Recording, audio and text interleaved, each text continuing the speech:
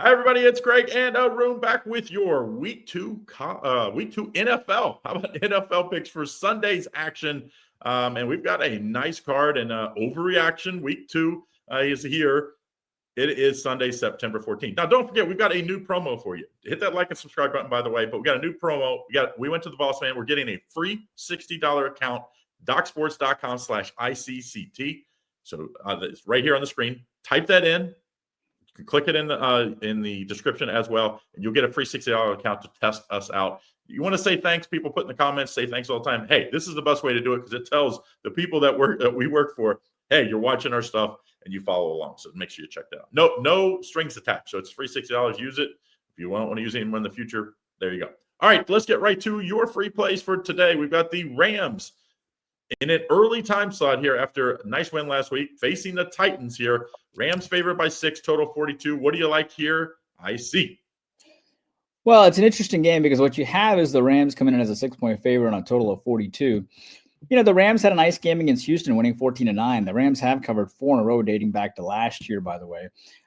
It's a game that the Rams didn't score in the first quarter, and they didn't score in the last quarter. And I think the offense, that kind of irks the offense a little bit probably. Houston, who they played, had about 114 yards rushing and had about 151 yards passing. The Rams had 72 yards rushing and 224 yards passing. I thought, the Rams defense was quite good. They didn't yield a touchdown, and C.J. Stroud had 1 interception, and now they face another young quarterback here with Ward. And the Rams, Stafford, 21-29, very workmanlike attitude, 245 yards, 1 touchdown. Pretty solid, but they didn't score in the first and the fourth quarter, and I think they'll remember this. Look, I give the Titans credit. They went into Denver. It was a game where they were only down 9-10 at the half. It's a game that they ended up losing 12-20, but they covered that 9, and that game got middled by many people. Ward went 12 for 28, passed for 112 yards. They also rushed for 71, but no touchdowns at all. But that, Titans defense did give up, did force 2 interceptions for Bo Nix. Now, having said all this, I think that the Rams have a lot left in the tank, right? I do think this game probably goes over, but what I like this game more is it's a little obvious, but I do like the Rams minus the 6. Kind of reminds me of the Cardinals game against the Saints last week, which is my top play. 4-0 in top plays last 4 weeks, by the way, in football this year. Let me get that plug in. But what really impressed me is one of the preseason for the Rams. The Rams beat the Chargers 23-22, which I'm telling you is hard to beat the Chargers in the preseason.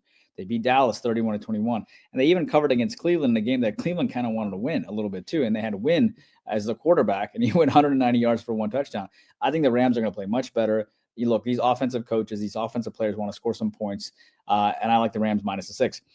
All right, Craig, the Buffalo Bills here coming off that exciting win. Man, I'm so pissed at the Bills, man. I'm so pissed at the Ravens too. That was a huge swing, not a huge swing, but that was a swing for us, And that kind of upset me a little bit there, but that's all good. Buffalo comes in as a 6.5-point road favorite against the mighty Jets, right? A lot of drama with Aaron Rodgers, but regardless, the Jets played pretty well, losing 32-34, and they cover that line, 3-point line.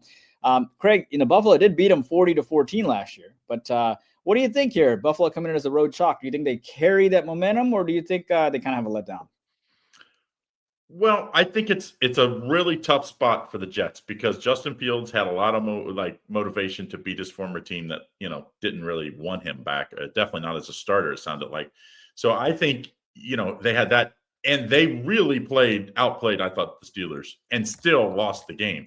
So I think that is a tough spot. But it is a division foe that, like you said, has owned them since Josh Allen has gotten there. So I think they won't have a ridiculous let off. Maybe Justin Fields does a little bit. But I think maybe the bigger letdown will be the Bills. Remember, they're on a short week after. I mean, they had like a 0.01 chance to win that game with 5 minutes to go. They had a tip touchdown pass that, if that doesn't happen, the game's over. They had to get a fumble from Derrick Henry. Then they still don't get the 2-point conversion. They got to get the ball back again. And I don't know what the Ravens were doing. That was my best bet of the week last week, so that was a tough, bad beat. But I think you have to you kind of like the zigzag theory in week 2 is a real thing. And that is teams that played pretty good in week 1. And I think the Bills would qualify there. They did play good on defense, though. I think I'd take the Jets plus the points. I also think everybody and their brother is going to be on the over. Do not play the over in this game this week. The Jets are not going to score 30-plus points in a lot of games this year. That was little fluky, especially what I think is going to be a pretty good Pittsburgh defense. So I think you throw that one out the window. Don't play the total. Just play the Jets in this one, plus the 6.5. Wait till game time. Hopefully we get this at 7. So this is one of hold your nose type of game because the Jets are not going to be great. I still, even after watching last week. All right, next game. We've got the Cleveland Browns. They gave the game to my Bengals last week. So thank you. I didn't play the game as a bettor, but thank you as a fan. The Bengals needed to finally win one in week 1, and they finally do so thanks to a missed field goal and a missed extra point. Ravens, obviously, I mean, what a letdown. Minus 11.5, total 45.5. What do you like in this AFC North matchup? Yeah, I mean, it's a divisional matchup, right? But Cleveland obviously comes off a nice win or a nice effort, a cover. For us, it's considered a win because they covered. But it was a 16-17 game, a game that ended up losing by 1 point, but they did cover the 4.5 as a home point, as a home dog. What happens here with Cleveland? Well, here's the thing. Cleveland only rushed for 49 yards last game. They did pass for 278. Joe Flacco, I thought, played somewhat well. I mean, given his age, 31 for 45, 290 yards, 1 touchdown, and 2 interceptions. And you were right from the beginning, Craig. You said from the beginning that Cincinnati defense, everybody thinks they're going to be bad and blah, blah, blah. And you're like, they're not showing anything yet, guys. You guys are overreacting. They're not showing anything at all. And you follow the Bengals really closely, and you're like, they're going to be better on defense. And I'm sure some of the guys I saw comments actually took the under because you said that on your videos a couple of times.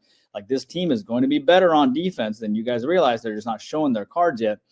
And then you have a, Baltimore team that, I mean, the last 2 games that they played were against the Buffalo Bills, from last year and this year. They lost both of them, 25-27 and 40-41. The previous 5 games they covered. So they come in giving up 41 points. They come in giving up 22 points in the fourth quarter. They come in having 238 rushing yards, 194 passing yards. And Lamar went 209 and 2 touchdowns and 14 for 19, and they still lost. I think what happens here is that Cleveland played. And look, I have all respect for Jim Schwartz and the Browns, right?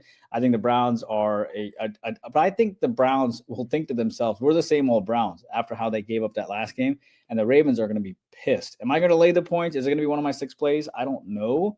But it is on the radar. It's one of my 10 plays for sure that I got to wind down, but I like the Ravens here. I just think they're going to be so pissed at the world. And I love the Ravens giving up. The Ravens rarely lose back-to-back games. Now their mentality is we've lost back-to-back games and we gave up 41 points and 22 points in the fourth quarter.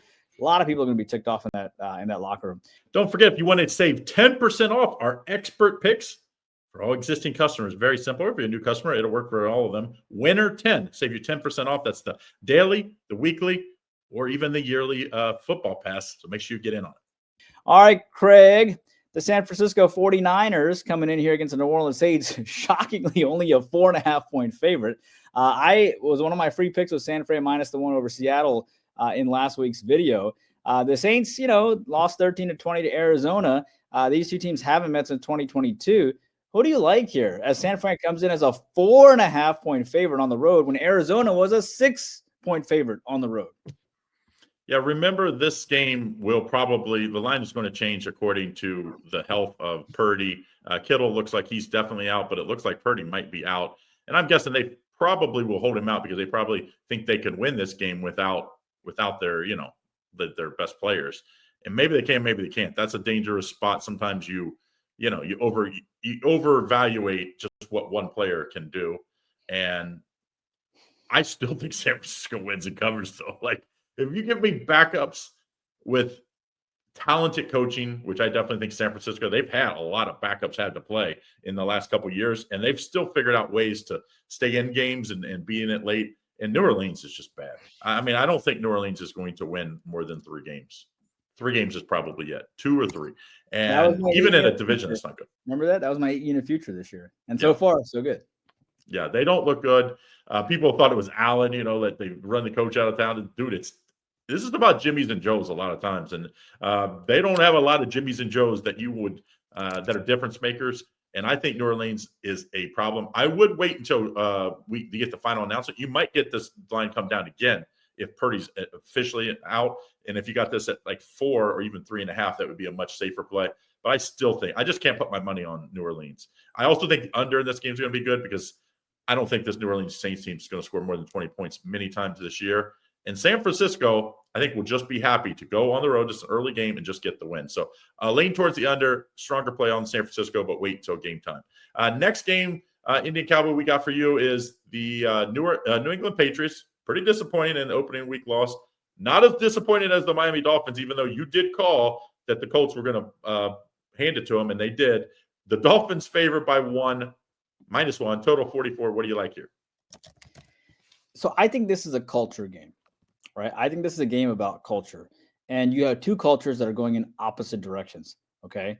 The Dolphins, we knew something was up, Craig, when McDaniel came in as the odds-on favorite to get fired for the Dolphins, the first coach to be fired. That itself was like, that's interesting. So now you have a New England team that comes in as only a 1-point dog here. You have a New England team that has lost to this team the last 4 straight years. You have a New England team that's pissed off because they lost to Vegas 13-20 in a game that I think was impressive because Pete Carroll was throwing everything. That was his former team that he used to coach. It's his first game with Las Vegas. I mean, he did everything. Geno's first game, they threw everything and they only lost by a touchdown, which I thought was an impressive loss. That's a game where they were up 10-3. It's a game where you pass for 276, not bad. I thought May played okay, 30 for 46. And, you have a Miami team here that lost 8-33, really bad loss. Tua was only 114 yards and passing and two interceptions. Let's give some credit to that Colts defense. Okay. McDaniel, for as bad as he is, maybe on defense, he's an offensive minded coach and they held him in check. And Indianapolis, Jones went 22 for 39. He played pretty phenomenal too. But I think this game comes down to a culture thing. I think these are two cultures that are going in opposite directions. And I don't think the Patriots will lose the 5th time in a row against the Dolphins. If the Dolphins played not like dog poop in the first week, you could have easily seen this line closer to -3.5. And yet you see them only favored by -1. It's a sign of disrespect, actually, at home. And the Patriots are only coming in as a 1-point dog. Give me the Patriots plus the 1. All right, Craig, Seattle here on the road against Pittsburgh. Seattle coming off that loss, right? 13-17 against the Niners. Pittsburgh looking pretty good, feeling pretty good about themselves, 34-32. But with Aaron Rodgers, what goes up must come down. What comes down must go up. Oh, maybe this year. We'll see. Total of 40.5. Seattle only a 2.5-point dog. What do you think? This was one of the games that I had a tough beat on. So maybe I needed to put my lucky hat on earlier last week. As you see, it's like dirty. I can't wash it because I don't want to ruin my Live Lucky Black Clover hat here. Like, I needed to put it on late in that game because, finally, the Steelers did not play good. They finally get up and are covering. And it's just like, they let Justin Fields just march right down the field. Justin Fields did whatever he wanted. Like he hit open passers. He's a running quarterback. It's 4th and goal, I believe it was, and he runs an end around and scores. Like to me, that was a game that the Steelers were lucky to win. So there's 2 ways to take this if you're the Steelers. You're like, we better play better this week, or hey, we're good enough to overcome that. I kind of worry that it's the second here. And this is a Seattle team that I thought played a little better than even what the final score. I watched a lot of that 49ers game, and I think the 49ers are going to be pretty good again. And Seattle stayed right with them with a lot of new moving parts there. I like Seattle in this matchup. Like, I think this 2.5 number is telling you, they're kind of begging you. And I think we'll get 3 by game time. So I'd wait. The Steelers win a lot of games by field goal too, by the way. So look, they won the last game by a long field goal. I think you take the Seattle team. There's something wrong with that Pittsburgh defense. They knew how good Justin Fields was and what his strengths and weaknesses was, and they still couldn't stop it. I think this week Seattle gets to him. I think Seattle wins this game outright, but we'll take hopefully by game time 3 points in this one. Want to thank us for these videos? Take a moment and like and subscribe. It means a lot to us. It helps our rankings, and we put a lot of time into this every single week. So again, if you want to appreciate it and thank us for all this free content, please sure to like and subscribe. So next game for you, I see the Bears at the Lions, 2 very disappointing teams. Bears looked amazing in the first half, completely, especially the last about quarter, just, as they say, shit down their leg kind of thing. And then the Lions just didn't even show up until the second half. So what do you like here? Who's going to have the bounce back win? Well, 2 teams that are 0-1 now. The Bears, 24-27 lost to Minnesota. Sucks, man. Because I was on the Bears too. I was this close to having a monster football week if the Ravens and the Bears held. But luckily I did win my top play. But, You have Minnesota coming here. Minnesota won 27-24. You have the Bears here. The Bears it took a 21-point fourth quarter from Minnesota to beat the Bears. Okay. So I think that's pretty decent. Chicago was that effective with 119 rushing yards and 198 passing yards. Not bad. Okay. They also held McCarthy to 143 passing yards, and they did force an interception. Not bad. Caleb actually played okay. 21-35, 210 yards passing. Yeah, that's fair. I want to say this about the Lions.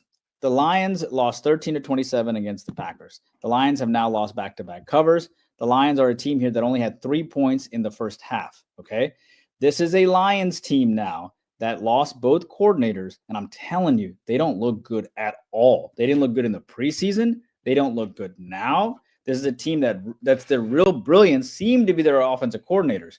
Now, I'm not saying that Dan Campbell is sort of like your Ed Orgeron of LSU. The coordinators leave and then the whole program just collapses. I'm not saying that.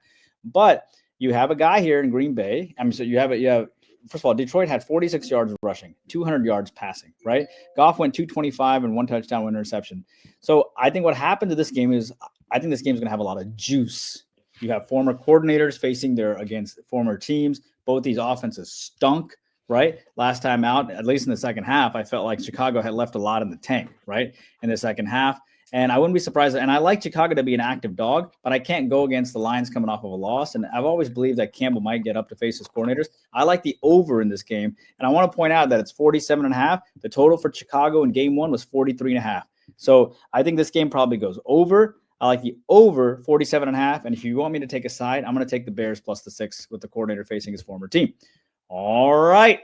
Jacksonville Jaguars here on the road against the Cincinnati Bengals. Your team, Craig. Jacksonville come in as a 3.5-point dog.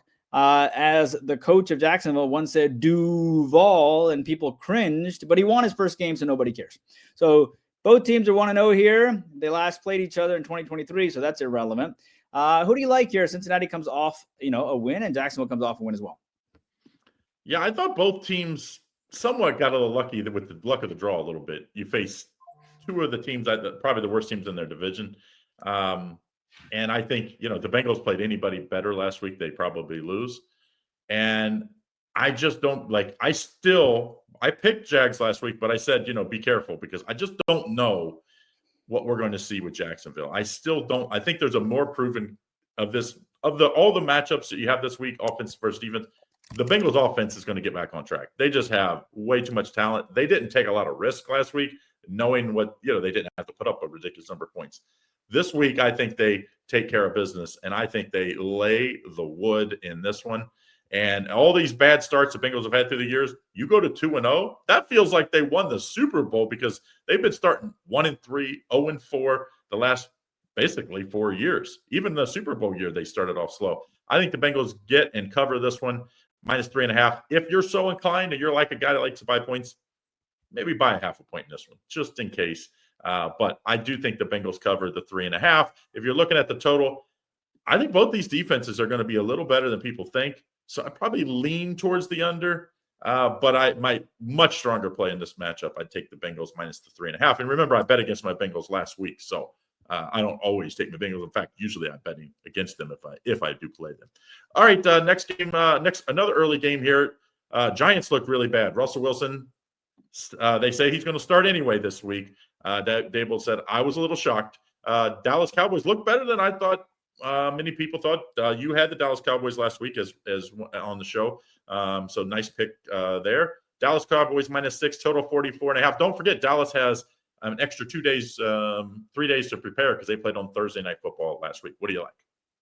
Well, the Cowboys played great last week. And does that mean the Cowboys will play great back-to-back weeks? No, I think they're going to be terrible. I like the Giants here plus the 6. It's a fantastic public fade. 76% of the public, or 74% of the public, riding Dallas. They're like, wow, Dallas, great game. You're amazing. There's a reason why this team was a 7.5 point on the win total when the season started. They're not good. Okay, this is a team that got up to play Philadelphia. Micah Parsons left. They wanted it kumbaya. We've always talked about when star players leave, teams come together, when their coach gets fired or a star player team, when they leaves. I'm happy to see Dallas, play really well in that game and cover that 8-point chalk. But I want to let you know something. Guess how many passing yards Prescott had? 188. They rushed for 119, and that's fine. And it's not like Philadelphia balled out. Hurts only threw for 152 yards. It was more that Philadelphia didn't really play that well, than Dallas played like amazing, right? And then you have the Giants here. Russell, I think, is playing for his job, because there's a lot of good talent over in New York, and they are ready. They'll even put Jameis Winston in. At least he's more fun when they lose, right? This guy is boring, and they lose. It's the worst of both worlds. So, we need to look up to see how many jerseys Jameis has sold for the Giants. I bet you he sold quite a bit of jerseys up there. He fits that vibe perfect. So then you have a Giants team that rushed for 74, that passed for 157. Wilson passed for 168 last game. And Washington ran all over this team, 220 yards in rushing. Dan Quinn, of course, is a fantastic coach once he leaves my Atlanta Falcons, of course. But then you have, I think Wilson is playing for his job. They're going to score more than 6 points. Do you know, Craig, that the Cowboys have beaten the Giants the last 8 times they played them straight up too? There's so much motivation here coming in. I'm going to back the Giants plus the 6, and I ain't going to be scared at all. I think they're going to be okay. And the only way the Giants lose is because Russell just sucks. And then they're going to just axe him and then put in the young stud. But yeah, I'm going to take the Giants here. It makes sense in a lot of different models, so we'll see what happens. I'll take them plus the 6. You might even get them 6.5 by game time. Get in on our free $60 to check us out. All new customers, use the link docsports.com/ICCT. That'll get you a free $60 to check either me or Indian Cowboy, buy short-term or long-term passes, and check us out for free. All right, Craig, Denver here on the road. Obviously, they got middle last game against, when they faced the Tennessee Titans. Denver minus 2.5-point chalk here on the road against a Colts team who looked great in their last game. Total of 43. What do you like? Well, the Colts, you talked about it last week when you gave the Colts out. The Colts lines dominated that game, just like as you predicted.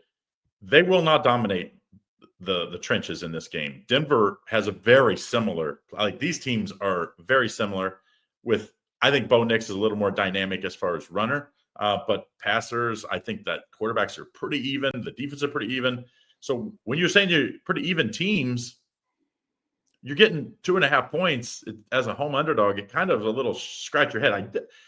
It would be interesting what would have happened if the Colts didn't win by such a wide margin. You know what I mean? And then Denver looked a little more impressive.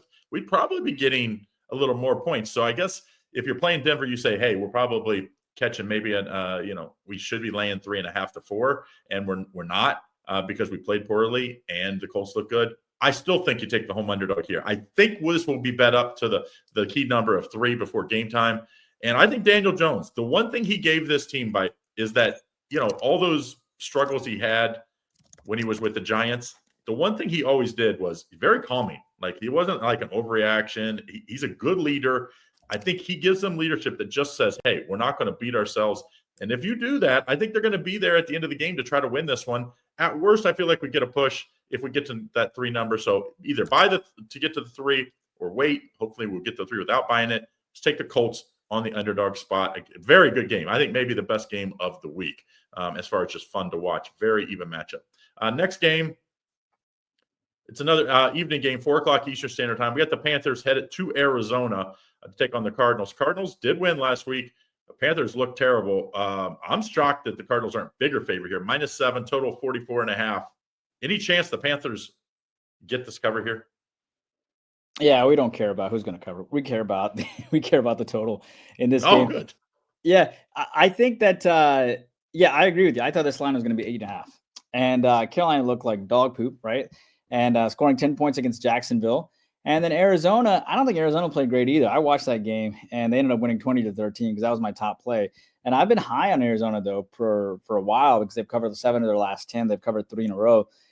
This is not a great spot for them. Right, but I will tell you this: Carolina beat them 36-30 in overtime last year, and Arizona remembers that loss. So they're probably going to be a little ticked off at that. Arizona does have San Francisco on deck. If I had to pick a side, of course, it would probably be on Arizona. But I like the over in this game. You have Coach Dave over in Carolina. That is an offensive-minded coach. Carolina only scored 10 points against Jacksonville last game. You have an Arizona team that could have scored a lot more points against New Orleans, but they just didn't. They just fell short a couple of times at around the 40-yard line. And I think you're going to have two frustrated teams. And if Carolina is indeed an active dog, you know what I think? I think active dog will probably go over the posted total. So I can see this game, and the public likes the under, which makes me like the over a little bit more. So I can't take Carolina, even though that's where I kind of lean, but I can't take them. Arizona has revenge from last year's loss. I can't take Arizona because Carolina, they're such a public favorite. So I'm going to take the over. Don't forget, greatest value we have here at our YouTube is our YouTube Premium. You got level 1, just $4.99. You get early hookup on all of these videos we do here daily. Plus, Lenny gives you a free video every day, or a video every day. And then level 2 is Indian Cowboy, just $19.99. And you get level 1 included. And then level 3, you get all 3. You get 3 premium plays every day from some of our Doc Sports experts, including one of my expert plays directly off my card every day. All right, Craig. Philadelphia comes in as a -1 point favorite here. Kansas City as a +1 dog. Kansas City, of course, lost to the Chargers 21-27. They could possibly start the year 0-2. Of course, they do have a little revenge from the little thing called Super Bowl when they lost 40-22. Philly comes in beating Dallas, and they have won 7 in a row coming into this game. Philly has not lost back-to-back games, Craig, in a long time. You have to go back a long way, even if you include the preseason. Philly has not lost back-to-back covers. You'd have to go back to even 2023. Yeah, you'd have to go back to 2023, the last time Philly lost back-to-back covers. What do you think? Philly defense lost a lot of depth in the offseason, which happens. You have really good teams. Chiefs are right there with them. Like, when you have good teams over a 4 or 5 year period, what you lose, you don't lose the big name guys. You pay those. But by paying those guys, you can't afford the backups. And their defensive line, I thought, was the difference maker last year. Defensive offensive lines just dominated. That defensive line did not look great. Dallas ran the ball, and I don't think Dallas' run game is going to be good. I think the Chiefs will be able to run the ball in this game. I also think the Chiefs, I don't know. Are they looking ahead here? Maybe the travel got them. I don't know. I think this just spells under all over it. I don't like the side at all in this game because I thought the Philly was looking ahead, so they didn't cover last week. They just didn't play their great. The Chiefs, I don't know what was wrong with them because that was a high-profile game in Brazil. You coming off the Super Bowl loss, you'd have thought they played better. I think the defense and the run game for the Chiefs need to dominate the time of possession, hold the ball, and keep because Philly's offense can just – I mean, that's what happened in the Super Bowl. They just dominated that game, and it was over before you could blink. I think this game is an under hard-fought game. I don't think it'll be close, to be honest. I really think one of these offenses will kind of dominate, but I think that means it's an under game because they'll just set on the ball late. So take the under in this Philly-KC game. I think that's the safest play. Now, we have a last game for Sunday. It's Sunday Night Football, and it's your Falcons, so it's only fitting that you get this game. Falcons and the Vikings. Vikings favored by 5. I'm a little shocked this big a favorite. I guess they did look good late, so maybe they get a total 45.5. What do you like here? Well, the funny thing is I liked the Falcons until I saw the Vikings come out as 5-point favorites. And I was like, what the fudge, So I actually would have liked to see the Vikings come in as like a -3-point favorite. Then I would have felt better about it almost. Look, my Falcons have now lost 3 in a row dating back to last year. And Penix is not the problem. It's coaching that's the problem. Okay. And it's becoming quite obvious that coaching is the problem. So the Falcons have also lost every single game this preseason. And they lost this game too. So, I mean, if you go back, the Falcons have technically not won a ball game, including the preseason last 6 games. And I'm shocked a little bit that the line is at 5. But at the same time, maybe, McCarthy sort of figured things out near the end. Obviously, they scored 21 points in the fourth quarter, ended up beating the Bears. But then you go back and look at McCarthy's stats, and he was like 13 for 20 for 143 yards. So how much did he really figure out? And the Falcons, for as bad as they played, I mean, Baker, ended up throwing 3 touchdowns, but they held Baker to 167 yards passing. So that's not that bad. The Falcons also held the Bucs to 101 yards rushing. That's not that bad.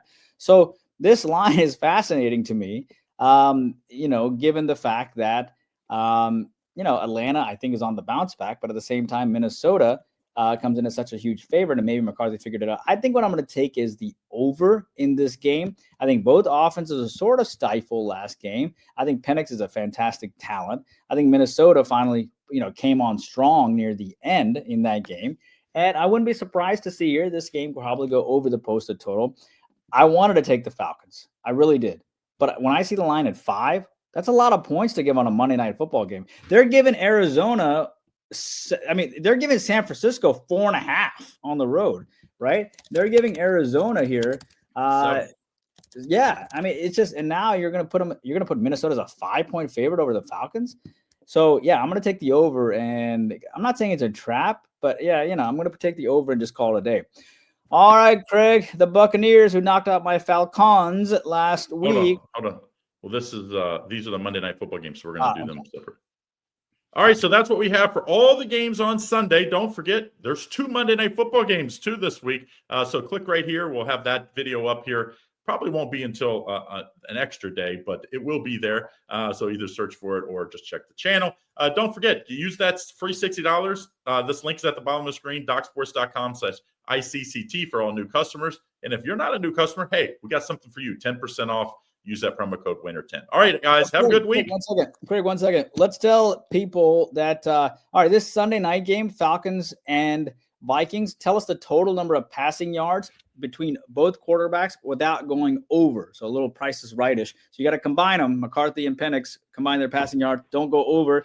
If you want to thank us for all this content, join that code, which is, docsports.com/ICCT. You get free $60 and join YouTube Premium. That's really the edge, YouTube Premium. So there you go. There you go, guys. Have a great week. Good luck. Let's make it 2 winning weeks in a row for our Sunday games.